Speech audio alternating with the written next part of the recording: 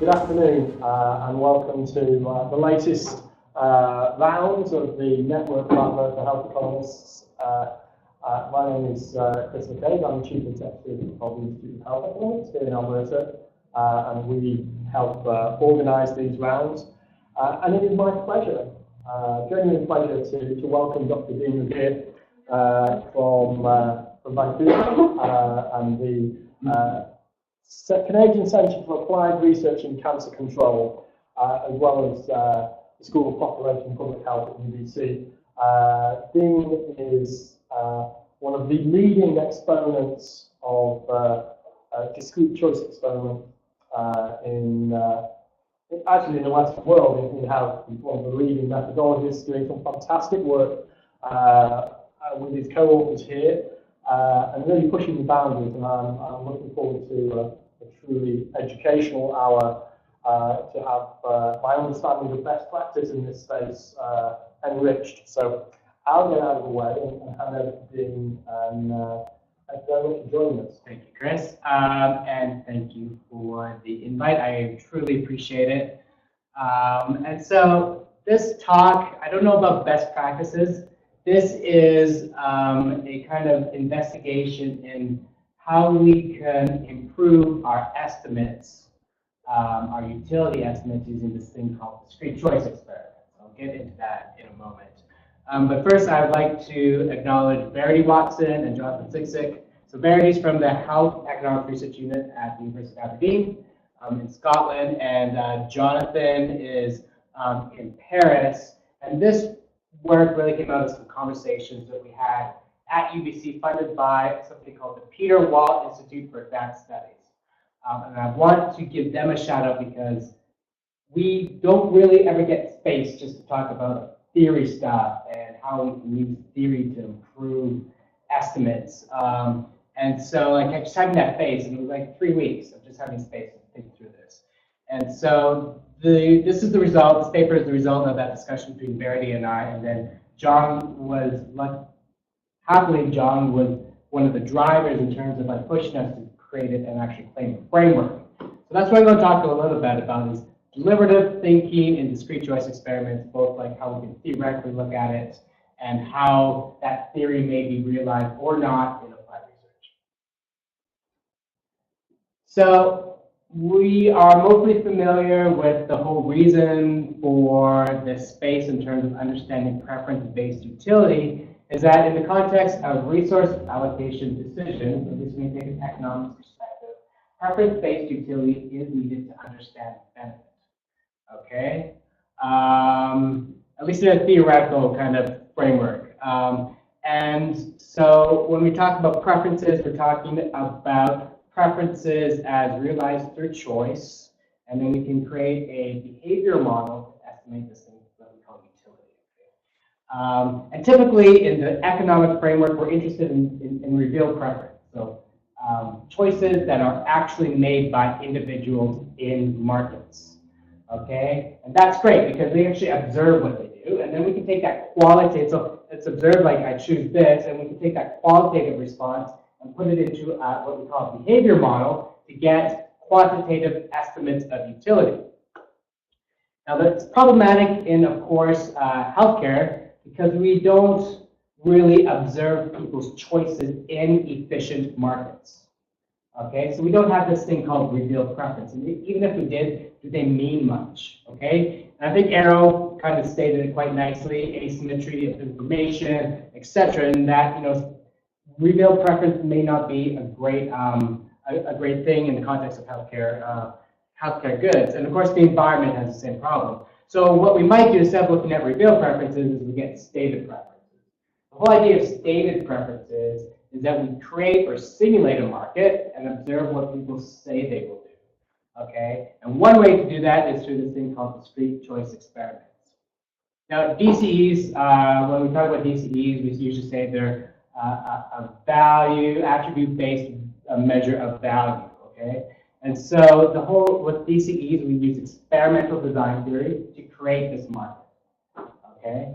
And we assume that a healthcare good, is not just the whole thing. It's not just like one thing. It actually can be decomposed into a number of different what we call attributes or domains. Okay, and these attributes are meant to describe the different aspects of the goods that people might trade off. Okay, and so this is important. So let's think about like a car for a moment. A car gets you from A to B, which is pretty important, but that's not the whole thing. How fast it gets you there might be important.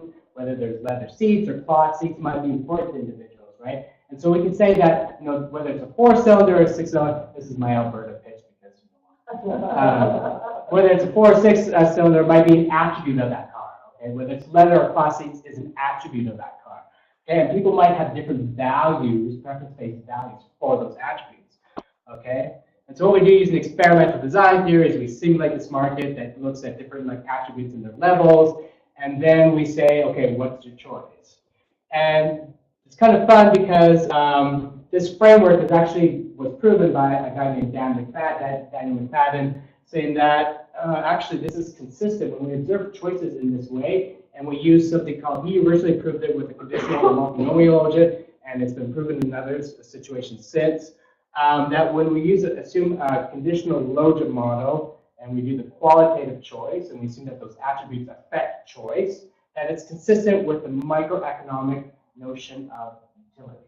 Okay, so it's consistent with these rationality assumptions, okay, which is part of what we're talking about today, and that people maximize their utility subject to constraints, and they do so in a way that is consistent, in a way that takes all the information that's in front of them, and people say, hey, I'm looking at all the trade-offs, perfectly understand what's being conveyed here, and they make a decision based on their maximum utility, which scenario gives them the most utility. Of course, behavioral economics has actually contributed a lot, saying that actually that doesn't really happen in all cases. In some cases it might, but there might be predictable ways in which people make mistakes. We're not supercomputers. We actually are supercomputers, but we don't always make choices in a way that is consistent with our underlying assumptions about what is rational or not. And so here's a big criticism, I guess, or critique of the discrete choice experiment and stated preference research in general. The critique is that actually, because we're doing stated preferences, individuals' responses may differ from their real choices. Okay? So this is called a hypothetical bias problem. That bias is any difference between actual choice and stated choice that creates a bias, right? And then our utility estimates actually become problematic in that they may lead to wrong investment decisions. And so there's been quite a bit of work since probably the mid-90s to try to figure out how do we attenuate or address hypothetical bias. And its origins really are in this thing called contingent valuation. The contingent valuation just describes a good, not attributes of good, but just a good. It says, hey, individual, respondent, are you willing to pay this amount? Say yes or no. They might say, okay, well, what about this amount? And so because of this hypothetical bias, lots of folks are like, well, how do we get around this? And so here are the three main approaches to doing that. The first one is emphasize the consequentiality of the choices. Hey, this is a stated preference thing, we understand that, but it will be used to inform resource allocation decisions, which will impact people, right? And it's just saying, hey, think about it because this is important. O statement is literally, I solemnly swear to think about this in a way that I am truthful in how I make choices, okay? And interestingly, in the experimental economics literature, those work quite well. People, once they say, I'm being truthful, actually tend to stick to that, which is actually kind of interesting. And then there's cheap talk. And cheap talk is, again, trying to figure out, hey, respondent, we know this is stated preference. We're not going to hold you to your choices. But really, we have a problem because this, again, has consequences in terms of policy. And just please really think about all the trade-offs and even how those trade-offs will affect your life outside of this hypothetical survey. And so I do cheap talk quite a bit, not only in my presentation, but in that choice experiment. It took me a while to figure out that joke, but I got it. I knew it. So we actually, cheap talk has been shown to work, okay? And so those are contingent valuation approaches, and that's what we call ex ante. So that's before the survey begins. We try to say, hey, before you do this, think about it. And this is the ex post calibration with certainty scales, which is really the focus of this study. Now, the general assumption, and that started in the contingent evaluation literature, is that respondents who state they are certain are more consistent or more deliberative in their choices. And I'll unpack that in a bit. And as a consequence, are less subject to hypothetical bias. So here's what that looks like. So this is a discrete choice task that Verity and I were involved in 2014, and it's research out at a sick kids hospital in Toronto. And it looked at parents' preferences for treatment of juvenile idiopathic arthritis. Okay, and we chose to put a certainty scale in there. And my theory was a little bit different because I'm interested in experimental design. So experimental design is how we generate those tasks that people see. Okay, and the idea is that we want to pick out of tens of thousands of tasks, we want to pick those 9 or 16 that really get us information about people's trade-offs. And if we can choose the right one, then we get more information about the preferences, and we get more precise estimates. Okay, so that's the theory behind experimental design. In the contingent evaluation, as we said, it was thought that people. So this is the certainty scale down here. People can say A, B, and then they say, okay, well, I'm 8, somewhat certain, or very certain would be a 10. After they complete it. And generally it's like, well, more certainty, the better consistent, like, because they just know. But I thought the opposite, because when you think about it, maybe I'm just an opposite thinker in terms of I want to go against what everyone else says for the fun of it. But what I thought was, based on experimental design, we'd expect that people actually, the more difficult it is for them, the more considered they're being about their preferences, right? If somebody's like, I'm always certain, I'm probably not making good decisions, which would be my theory, right? And so this is actually published.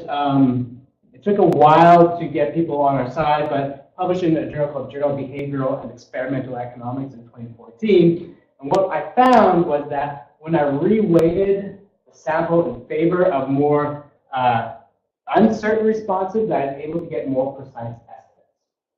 And more precise estimates of willingness to pay. That's a big thing in the willingness to pay literature, because we get very, very, very, very large estimates in terms of the uncertainty around those estimates, right? Which is problematic when you think of a probabilistic world. And so I wanted to see if I could like drag down those very, very high estimates, and we found that we could. And so this is kind of the starting point in 2014. We have since refined our thinking a little bit, and I had to concede quite a bit in terms of this refined thinking, but again, we'll get to that in a moment. So generally, these certainty scales are used in 2 ways. They're recoding uncertain responses. This is particularly in the contingent evaluation literature, where they say, okay, if you're saying you're uncertain about your response, but you are willing to pay something, we're just going to give you a 0 because you're not really, you don't know what you're doing. So they say, okay, if you say you're uncertain, we're just going to throw you out of the sample. Or they can reweight the data, I just described as we did in the JBEE article. And interesting enough, in the contingent evaluation method, where they do typically have both revealed and stated preferences, because it's not done outside the healthcare context, they found that both these strategies are effective to reduce hypothetical bias. Okay, so they looked at like people's actual choices, and they calibrated their stated choices. And in DCE, there's been like quite a bit of mixed evidence about this. No one's really figured it out. And there's a number of different reasons why you can think about this being the reason. Mostly because contingent evaluation, you just have to look at the good and at the price and say yes or no, right? So it's actually less complex in terms of when you think about a DCE, which is a multi-attribute bundle. You have to look at each of the scenarios, each of the attribute levels, and try to figure out the utility for these scenarios, and then choose the one that you like most. So it's a more complex process. There's actually no theoretical framework that's out there right now that we can see that actually tries to explain certainty in any context related to state preference choice experiments. So this is what we set out to do. So what we're talking a little bit about today is this theoretical framework that we're proposing, is with the general idea is that we want to identify people who are more engaged or more deliberative, how they complete their stated preferences. Okay, and in addition to what's already been published, we add this idea of variability in choice uncertainty or choice certainty as kind of a measure of that deliberative thinking. And then we kind of try to get some theory behind it using dual processing theory, which is hazard behavior economics. So we'll talk about that. Then we look at the results in terms of our theory. We do some theoretical predictions, and then we actually look at the results to see if it works. And then we actually look at post-calibration strategies. By this we mean, like, you can have some pretty fun theory, but if it can't be applied, then it's not really much use, other than just a kind of philosophical approach or a thought process. So here is how we do this. We look at 2 case studies. So the first case study was published in Value in Health just this year, and it's meant to elicit preferences, women's preferences for breast cancer screening in France. Okay, this is Jonathan's work, and I didn't have anything to do with that, but he did find us because he knew that we were doing these certainty scales in our work. And my CMAJ article on the return of incidental genomic or secondary findings in context to next generation sequencing technologies. So here's just an overview of these case studies. So one's in France, one's in Canada. Breast cancer screening versus genomic sequencing generally. Mine was done in English in France, citizens 18 years of age and older. And this, of course, because breast cancer screening was women aged 40 to 74, etc. Different sample sizes, different contexts, but they both had these response certainty scales. So again, I wasn't involved in this one, so I'll just quickly take you through it. So at the bottom is this choice certainty scale in French, and it's from 0 to 10. And there's 2 opt-ins and an opt-out or a no screening option. And these are rates of breast cancer mortality, false positives, etc. So that's what that DCE looked like. Here's what mine is good fuzzy, and I apologize for that. Here's what my incidental findings choice task look like. Typically how we do these attributes is we do a lot of qualitative work, and we find out that we didn't do very well in our prior assumptions, so we do revision after revision after revision, just to try to communicate in some way that people can understand these complicated or complex attributes. And so these attributes you can see are on the left. So my attributes in this case are disease risk or penetrance, whether the disease which is identified through this technology is treatable or not, the severity of the identified disease, carrier status, and of course cost of getting this information. That cost attribute is there because it allows us to get a measure of willingness to pay. And then of course we ask people on 0 to 10 how certain they were of their response. Okay, so here's the theory. Here's the framework that we're proposing. I'll just give you a little bit of background before I actually propose like what we thought about. So typically in choice experiments outside the health literature, response certainty is related to choice tasks.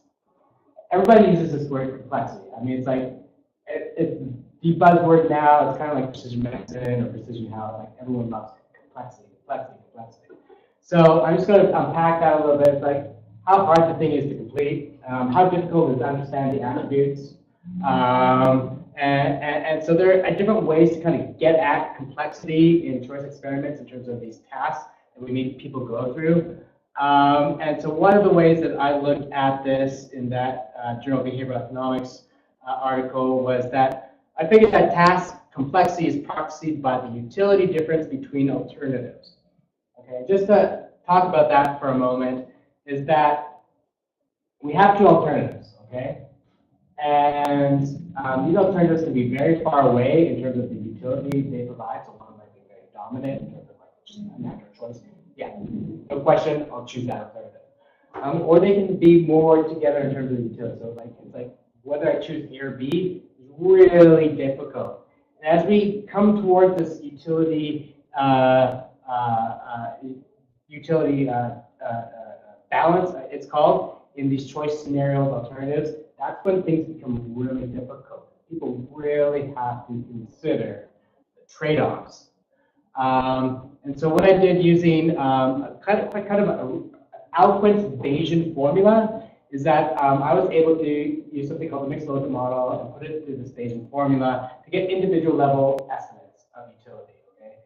And so it's not just, it's my utility, my betas, my utility estimates, and I was able to get Chris's and Fiona's.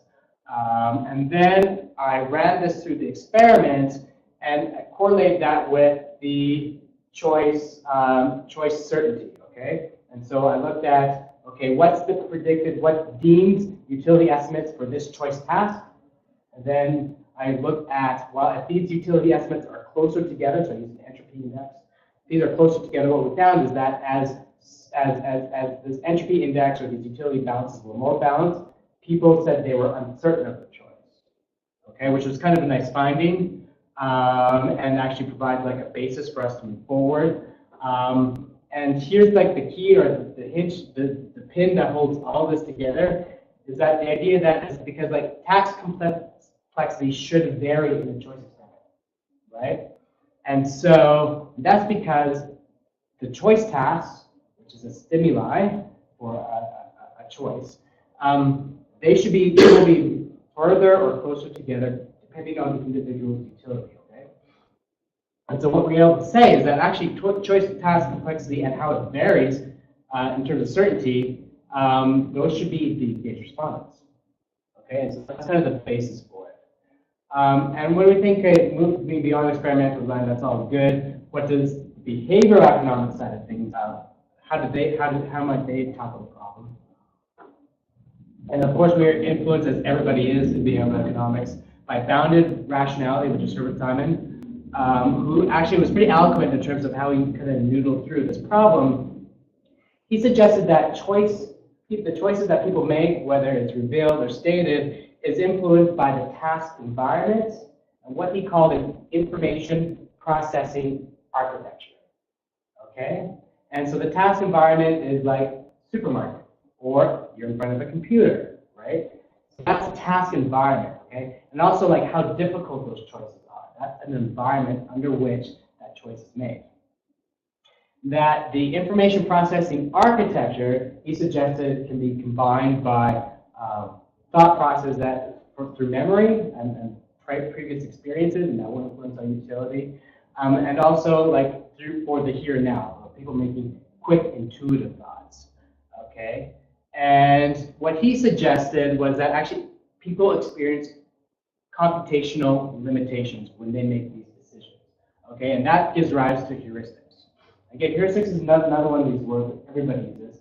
And I'm surprised I actually put it in there. So the heuristic that I'm claiming for this paper is actually the accessibility heuristic, which is defined as the amount of ease to which a thought, the ease to which a thought comes to mind. Okay, how easy it is to kind of like understand what penetrance means or what treatability means. Okay, and so that's a heuristic. We'll kind of like the more complex it is, the more kind of you have to depend on slow, deliberative thinking.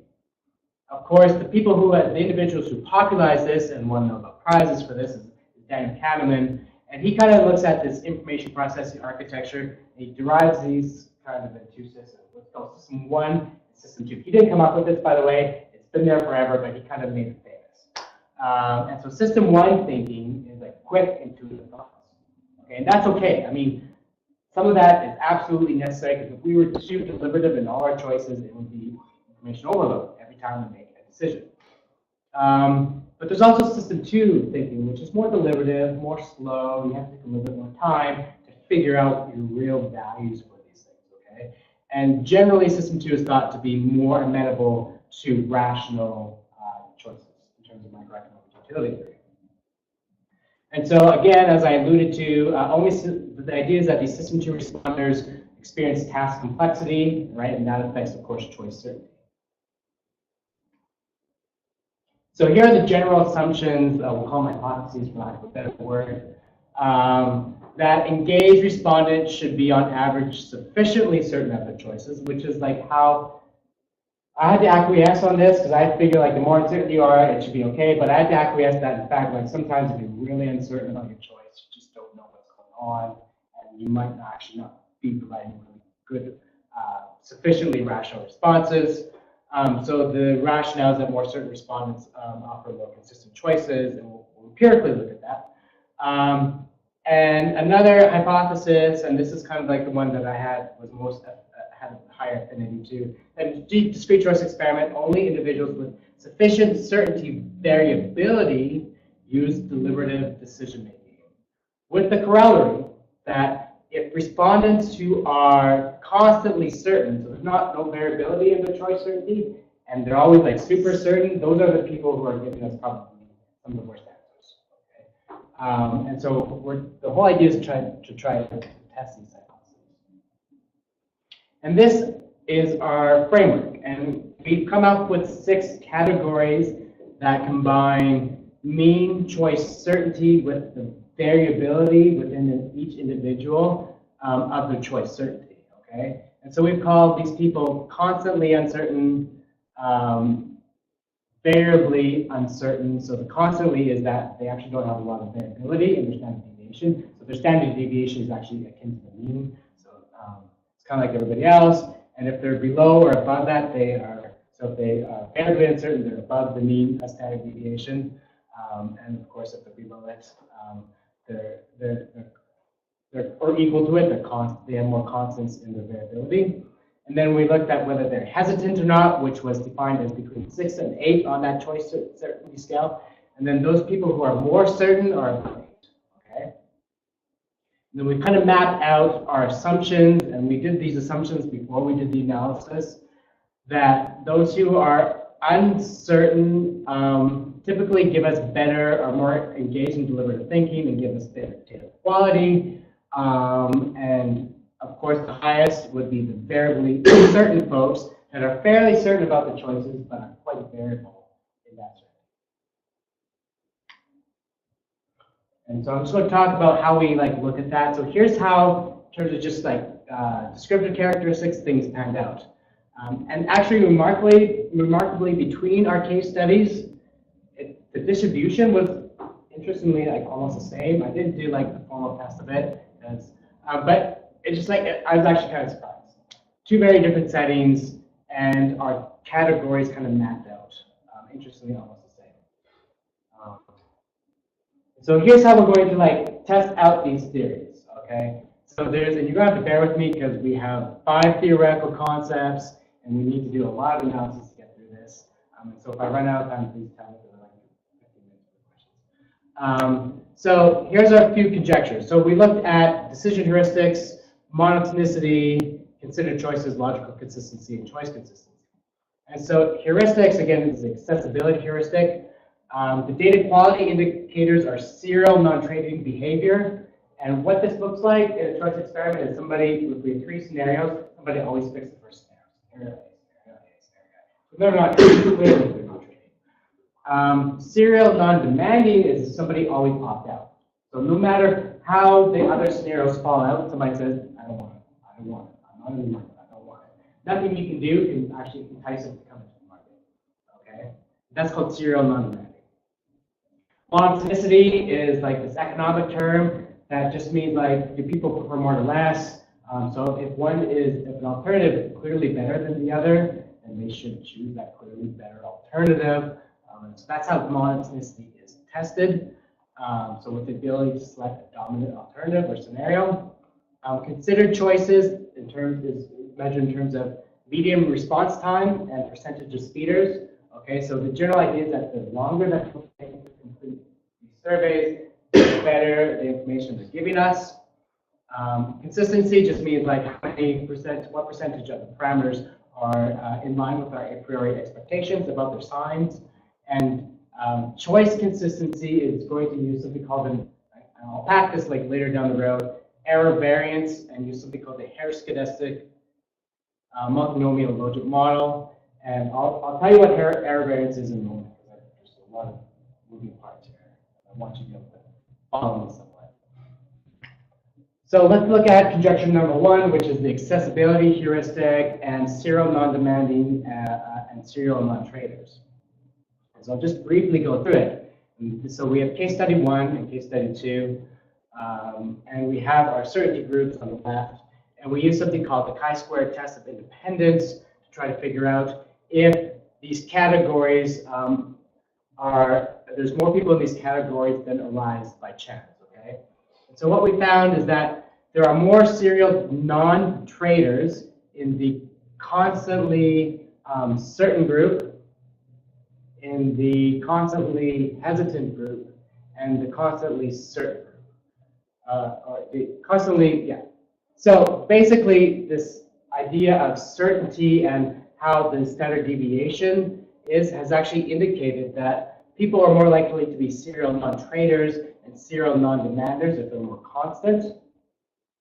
And also that there seems to be like some, there's some action. So there's, in terms of this, the constantly uncertain groups, there's more people doing serial non-trading in both case studies. Actually, in case study 2, we didn't find a lot, and there's a reason for this that I'll get into if you ask the right question, but I won't get into it now.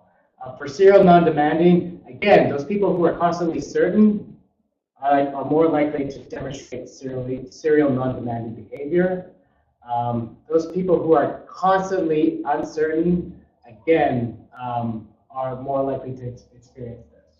So this is kind of like qualitative or overall evidence to support our conjecture for conjecture 1. Now here we have conjectures 2, 3, and 4, which is monotonicity of preferences, and 4. So for my case study, we didn't look at monotonicity of preferences. Again, good reasons for that, which I won't get into. But again, we find that these folks in the constant areas are actually, in the constant categories, actually have less monotone, are more likely to have non-monotonic preferences than you would expect by chance. And my favorite bit is actually the response time. And so we looked at both case studies, median response time. And what we found is that, so we look at median, so that those people who are more constant in their uncertainty or in their certainty take less time to complete the survey.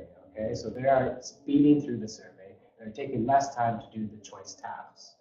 And this is found in both case studies. So when we just look at the constantly certain versus the variably certain, we find that like the variably certain, so if they're variable in the choice certainty, they're looking at a median time of 15 minutes in case study 1 and 17 minutes in case study 2, compared to those who are constantly certain, so more constant.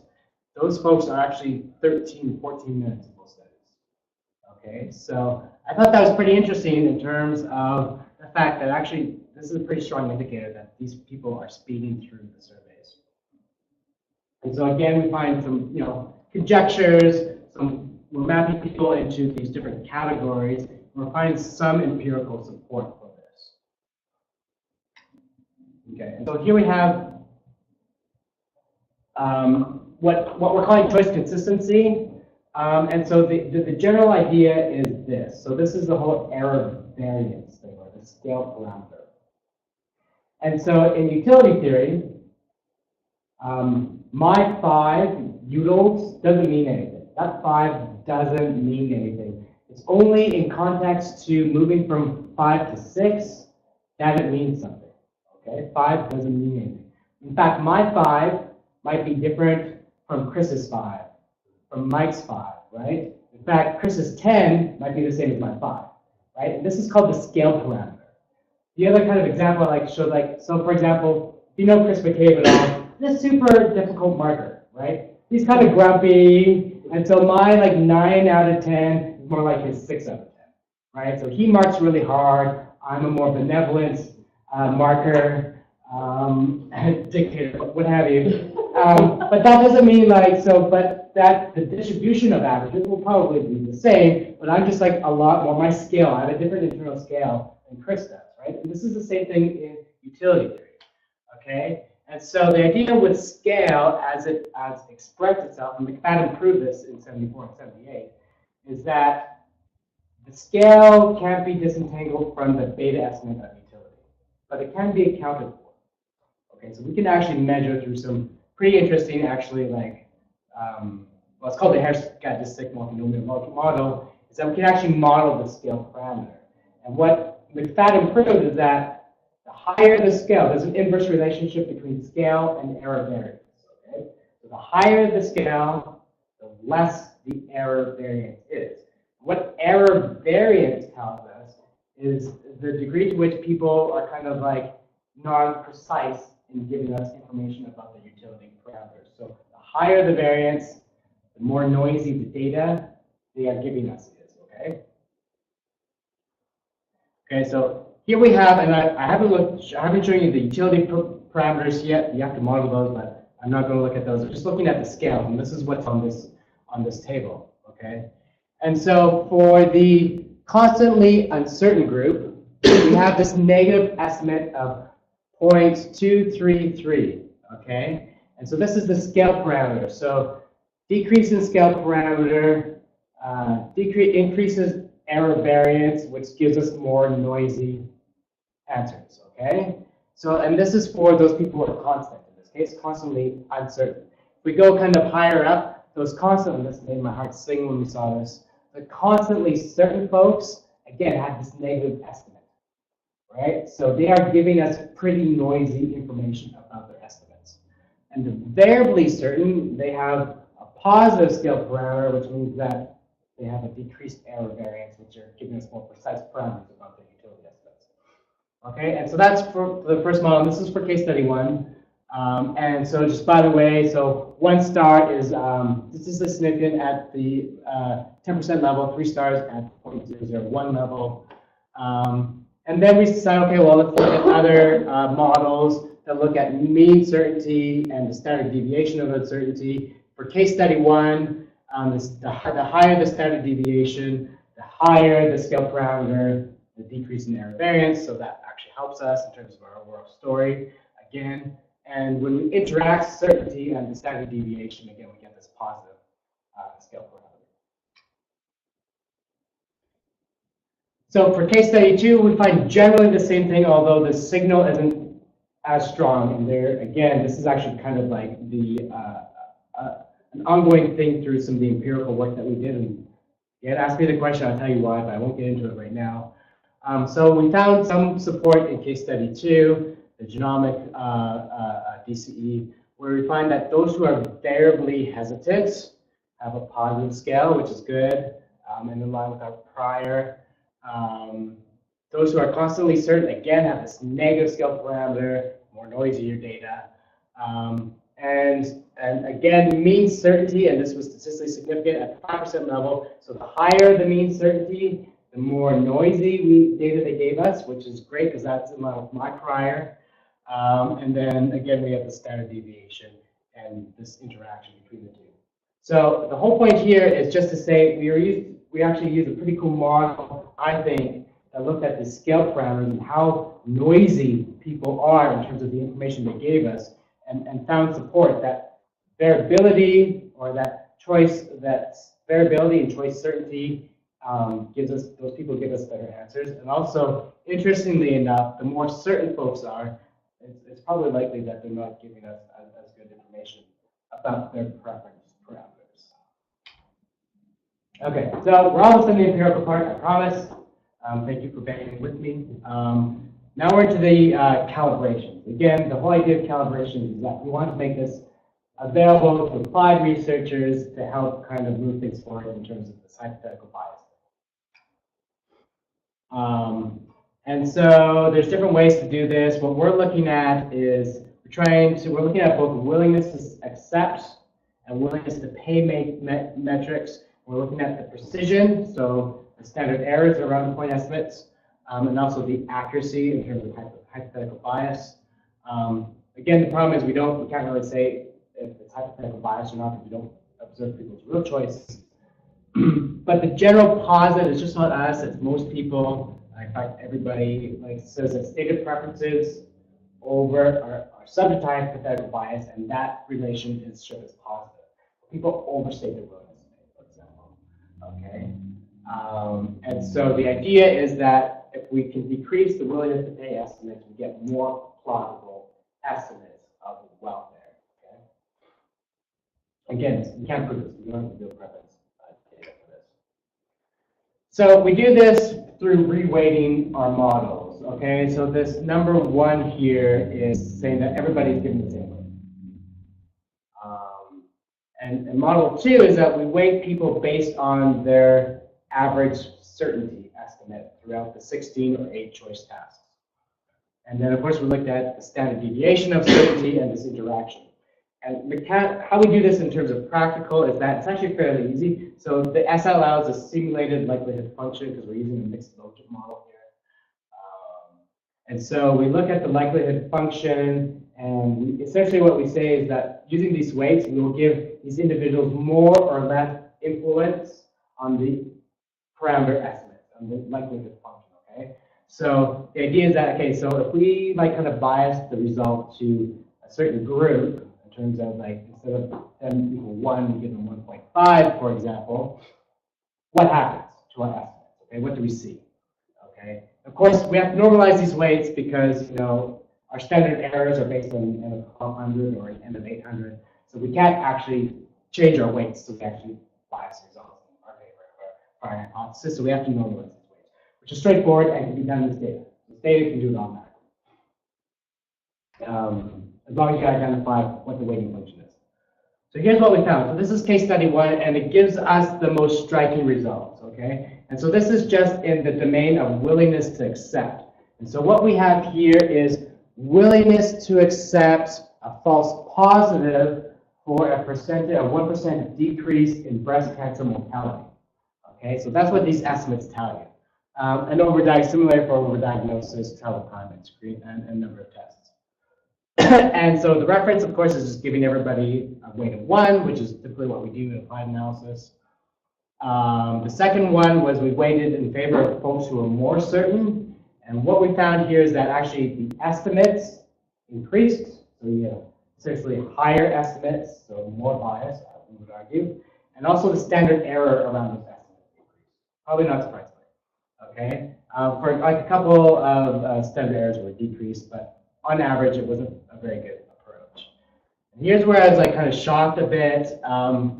What we found is like we were able to, by reweighting individuals to favor those who are more uncertain about their choices, we found that it actually decreased the estimates by like up to 35%.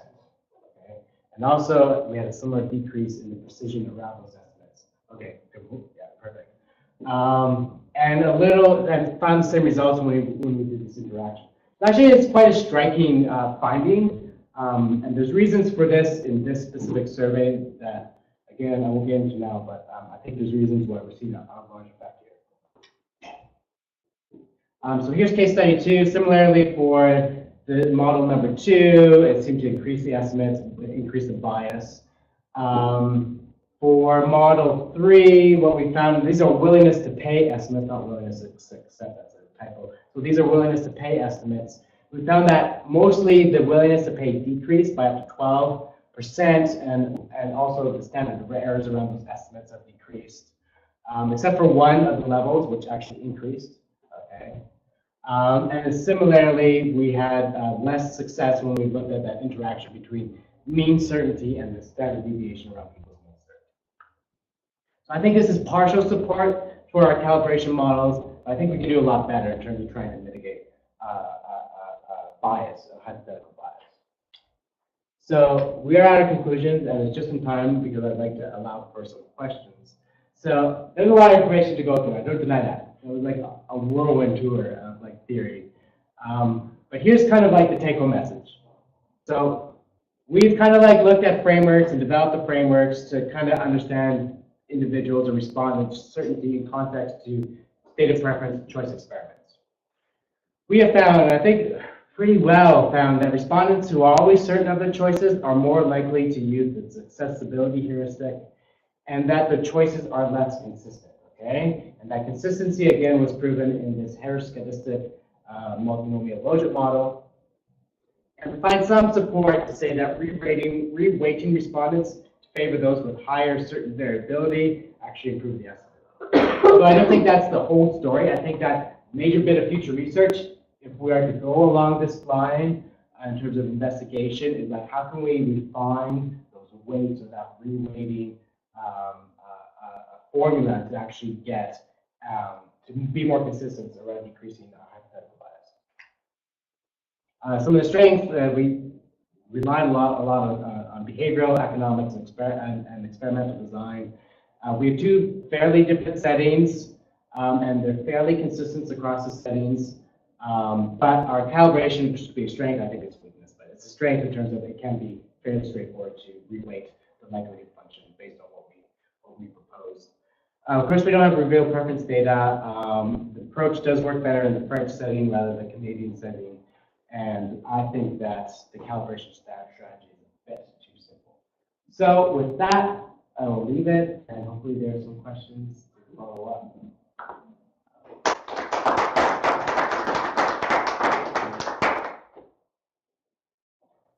How do you choose your respondents? One of my concerns is what we would refer to as medical literacy. Yeah. If they have a choice, do they really understand the biological process and the impact of that choice? So I am in full agreement with that, and I think that a lot of when we think about our respondents, whether they're patients or parents of children or general population, there's the tendency, and I'm guilty of it too, just like people don't understand what we're talking about, right? They can't make these choices; they're too complex.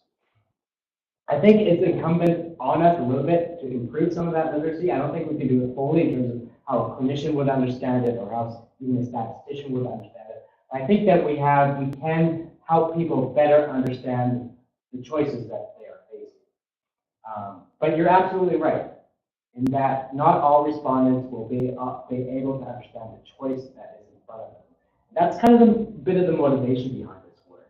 How do we kind of tease out those respondents who are not kind of the medical literacy, or I call it genomic literacy because I work in precision medicine. It's not great. And so the question is, how do we give them that information, also tease out those folks who are just probably not getting it. I think that's kind of like a major impetus for me. Whether we're able to do that, I don't know. I think that's there's a lot of research around it. But again, we need stated preferences for economic evaluation. Full stop. Okay. I would argue, at least if you take an economics perspective. Okay. And this is one way to do that. And given this is a way to do that, it's incumbent on folks to just make sure that the methods we use are tuned to getting the best answers possible. Yeah. Been fantastic, as ever.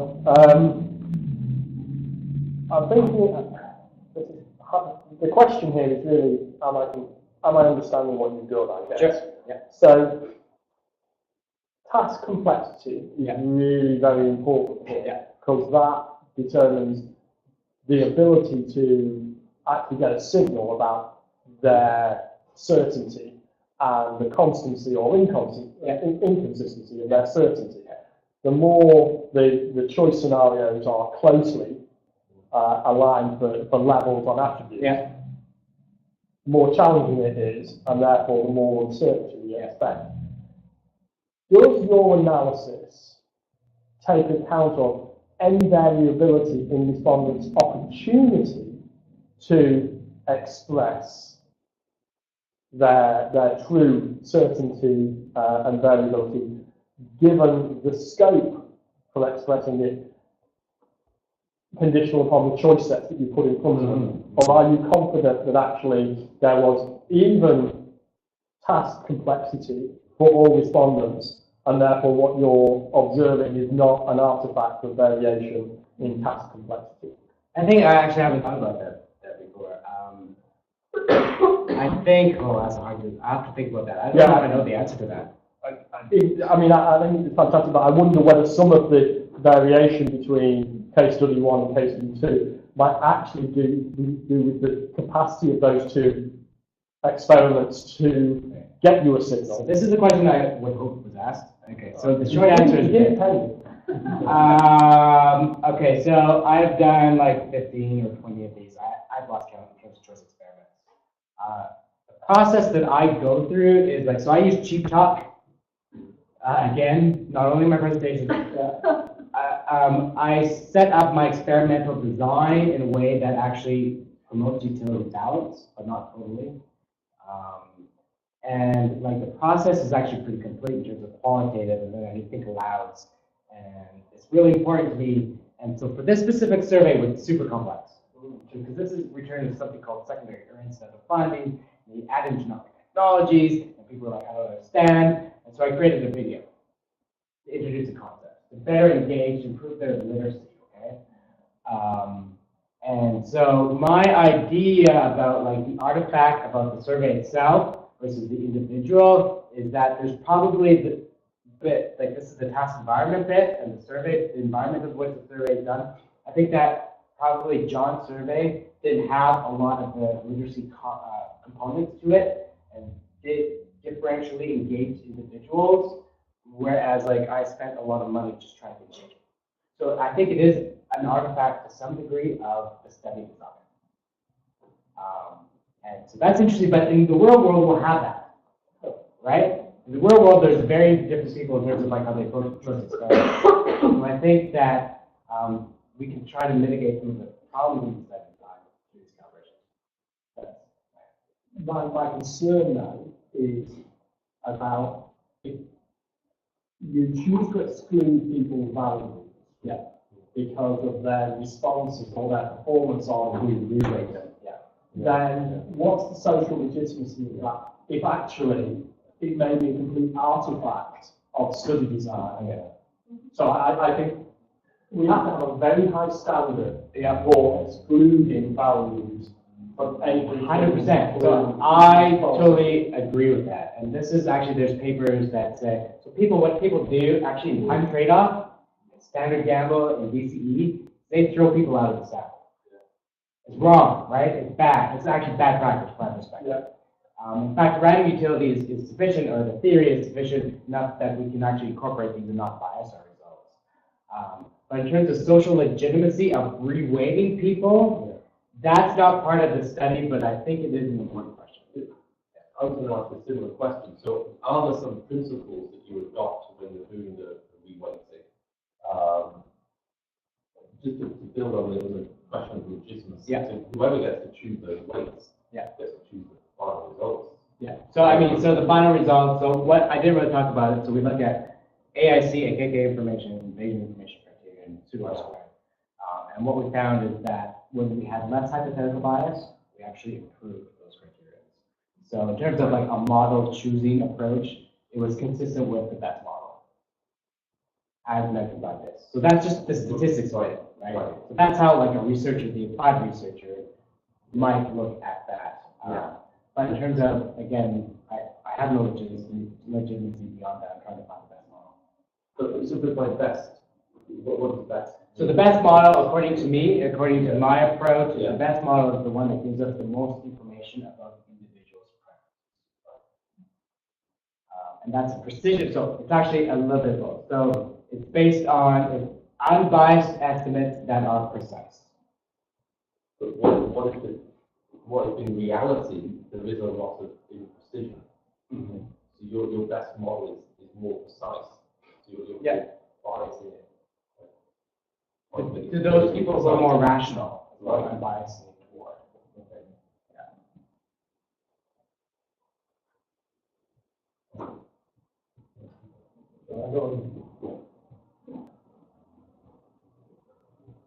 Question.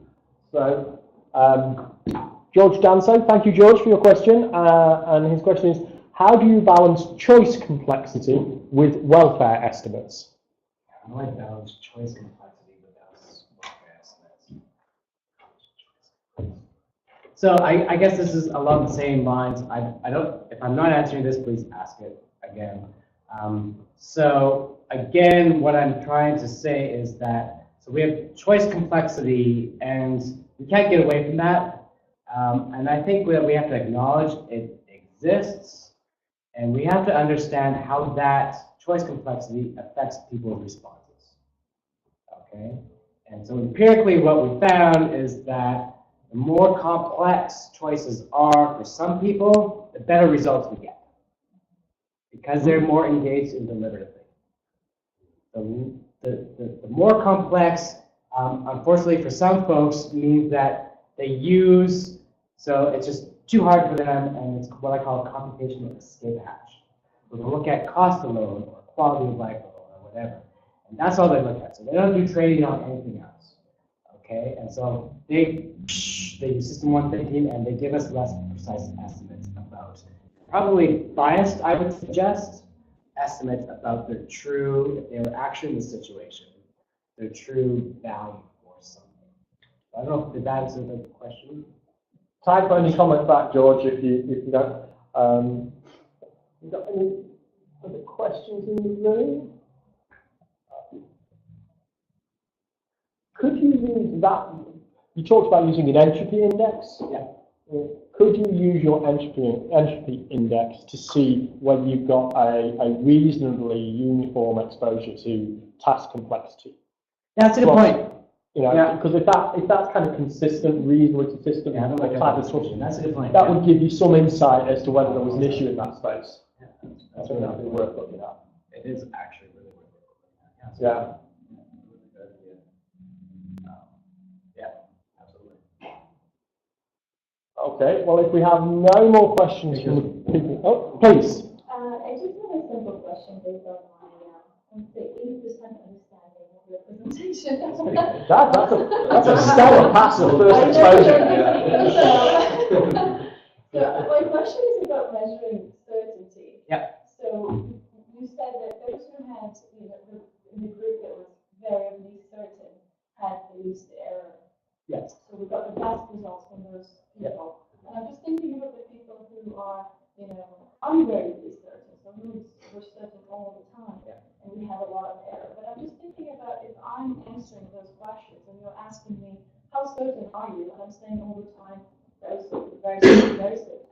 And I'm answering the DCE questions in the exact same manner. So I'm just wondering if certainty is just a marker of the approaches that I use to actually complete the exercise. Because if I'm just sitting there saying, yeah, I just want to finish this and get the hell out of the room, so I'm just saying yes, yes, yes, or certain, certain, certain. So I'm just wondering, is that something that's achievable, or is that something So, in fact, that is something I have teased out and something I need. Okay, so it's not certainty per se, okay? I mean, that scale can be a feeling of rightness, it can be different scales. So what I need to do is I need to tease out system 1 versus system 2 thinkers. And certainty is but one vehicle of which I'm teasing it out, okay? And that's important, that's really important, because if I'm in my econometric models creating, reweighting something based on something that's endogenous to the system, then I'm messing up my parameter estimates quite severely. I'm creating endogeneity, which, as you may know in econometrics, is a big no-no, in statistics is a big no-no. So in order for me to actually reliably do this in a way that makes sense, I have to say that actually people are system 1 or system 2 thinkers. I'm just trying to use a certainty scale as a proxy for whether they're system 1 or system 2 thinkers. Otherwise, I may run the risk of indoctrination, which I think I do. I'm balancing that fine line here, admittedly, but that's what I need for argument in terms of indoctrination. So good question. Well, if we have no more questions, you're online on the room.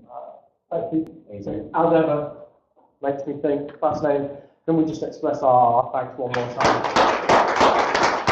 And thank you to the people online for joining us. And there'll be another NOAHE Rounds in March. Thank you very much, everybody.